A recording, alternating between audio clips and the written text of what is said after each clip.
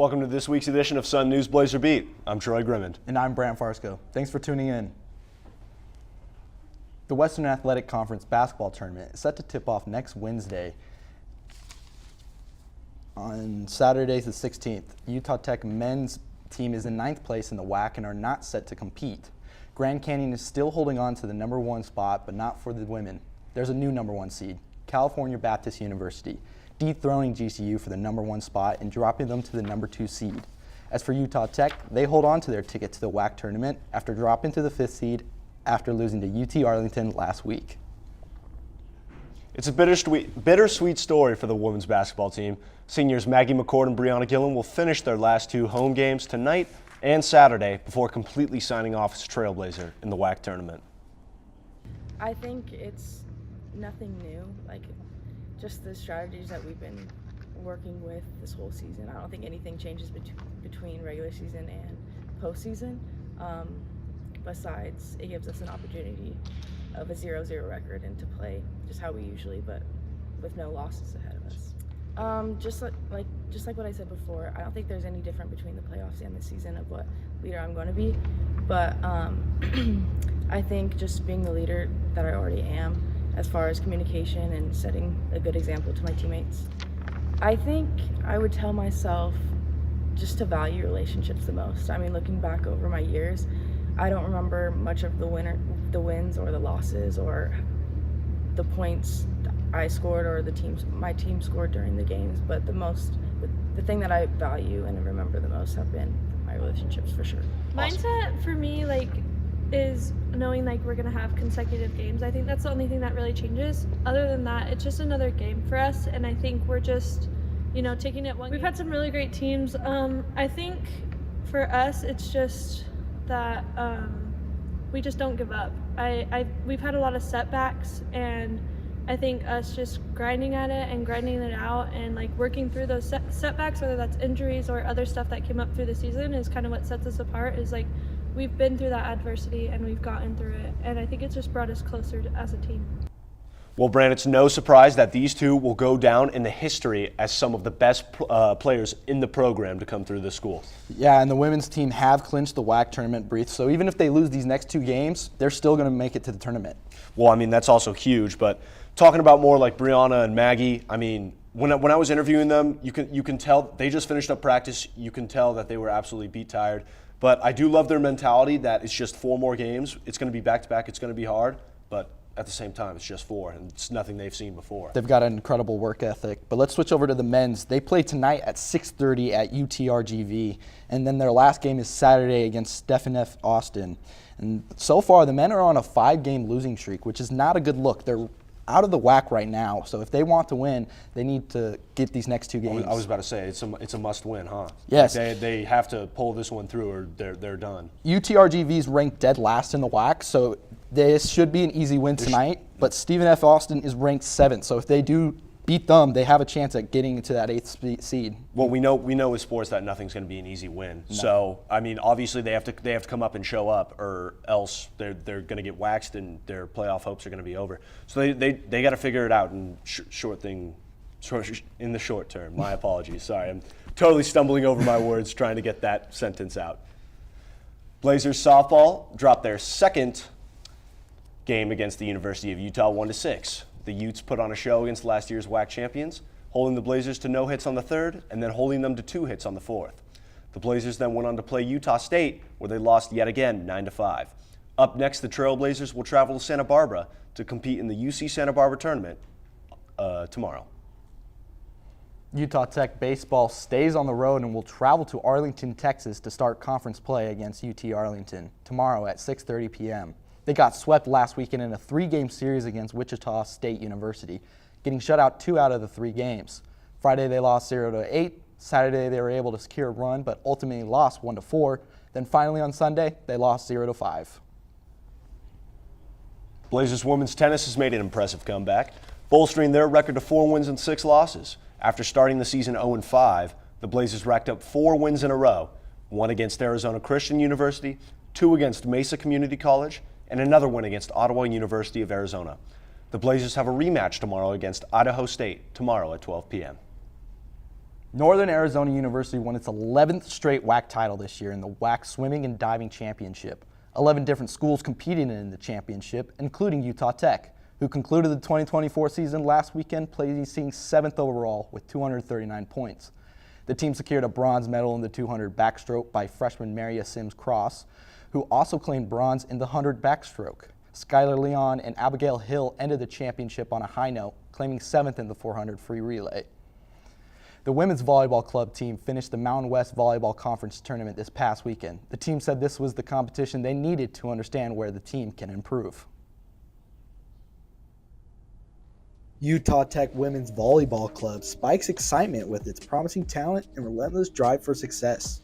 I was able to talk with some of the players about their recent tournament, the Mountain West Volleyball Conference Championship. One of our teammates, Nani, she got hurt just in the middle of the game, and it was really tight in the third set, and it was tied, and she got hurt, and then she played it through, and we won. I feel like we all went in thinking we'd do a lot better, but they're really good teams, and it's our first year, so it kind of was just like a big welcome into fun competitive volleyball, and it was so good. I feel like it's competitive enough where it's still so much fun to come and see how good you could be, but it's still fun to the part where it's not taking over our whole lives. I think it definitely showed like our weak spots for sure, one, and then I think like it helped us figure out like what we need to fix. Like obviously maybe some rotation fixes. It helped us like be more competitive too, like see how other teams are and be like, okay, maybe we need to start practicing more, maybe we start practicing less, you know what I mean? Like it just helped us like round. So it was good. It was fun.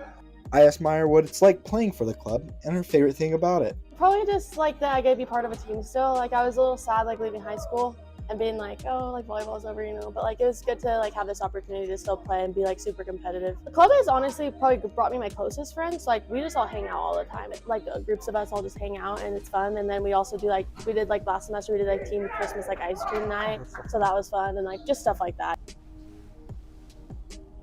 Well, I loved going to the Women's Volleyball Club and interviewing them. They actually have their next tournament is March 15th, and it's going to be in Vegas, and it's going to be a Western National Tournament. And then they have 3 more tournaments coming up after that, so they've got their schedule pretty packed. Well, that's super sick to see, especially from a club team, especially that we already have a collegiate team here Yes. too. So also having a club team within the school helps bolster, you know, that sort of camaraderie in players.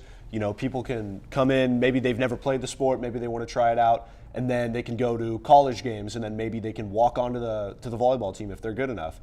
So it's a lot of opportunities for players, gives them lots of reps, introduces them to the sport, and build a lot of new friends and family along the way. And they want people to try out. Hannah was telling me that they have tryouts August, and if you are interested, just hit up their DMs on Instagram.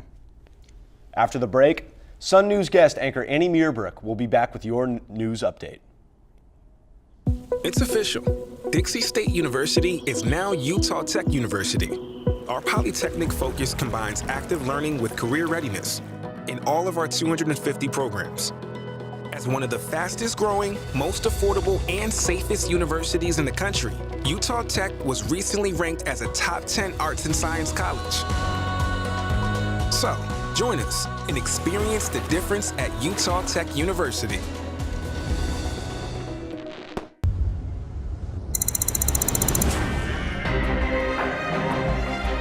Discover the challenge your soul has been seeking, where the lure of triumph rings through time and space,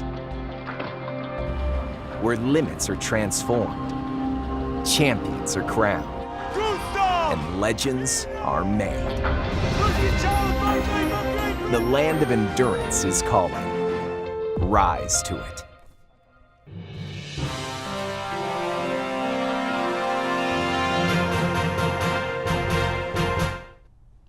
This is the season for Utah Tech student body elections. After the first round of eliminations, here are the candidates and their visions for Utah Tech.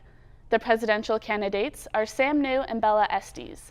New is looking to advocate student scholarships, student involvement, and inclusion.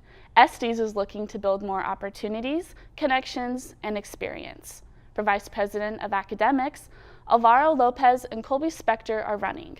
Lopez wants to increase course flexibility while decreasing waitlist time, connect to students, and expand focus on academics. Spector plans to prioritize our motto, Active Learning, Active Life, by increasing funding for student research and continuing to make students the top priority. Lastly, running for Vice President of Clubs and Organizations, Chelsea Ramirez Fuentes and Hamina Roque. Fuentes looks to expand collaboration to create an inclusive environment with the community and campus. Roque looks to work closely with club leaders to make goals and increase student attendance. Voting opened Tuesday at 2 p.m. and closes this afternoon at 3 p.m. Please note you have to be on campus to vote. In other news, the Utah House of Representatives passed a bill February 27th to help fund a new stadium and entertainment district. The new area would be built on the west side of Salt Lake City. The bill authorizes the state of Utah to issue up to $900 million in bonds to build a new stadium. Right now, the plan to pay back the bond is unclear. Lawmakers said there are still options to raise money to build the stadium, such as an increased tax on car rentals, which is one of the examples in the bill. The bill will now go to Governor Spencer Cox for his signature. On an Instagram post from the Salt Lake Tribune, people expressed their opinions on the proposed stadium, arguing that the money should be elsewhere on the proposed stadium. Some other ideas to use the money are to help the Great Salt Lake, fix hunger problems, and fix homelessness in Salt Lake. And that's all for your news update. After the break, Troy and Brant will be back with more information on the MLB Stadium. At the U.S. Center for Safe Sport, we see champions everywhere we look. In every sport, on every court, we're building a foundation to ensure all athletes are safe, supported, and strengthened. At the U.S. Center for Safe Sport, ending abuse is not just our job. It's our promise.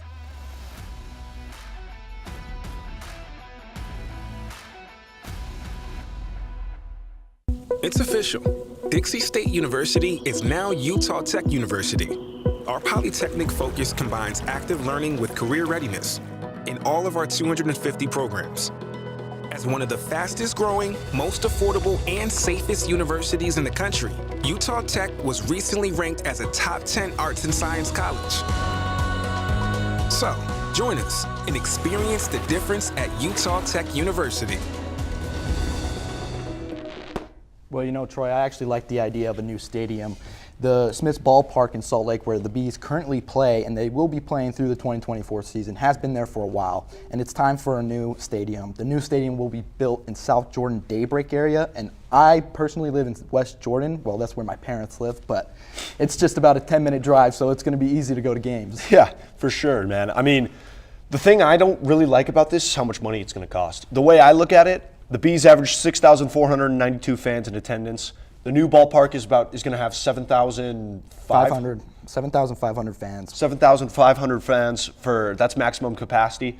So I don't know how much I feel about that because obviously that's just the average. So it can either be above that or below that. Right. But that's pretty small. I understand that it's going to be much more inclusive. Like the seats in the front are going to be closer to the batter than the pitcher is, right? Yeah, something like that.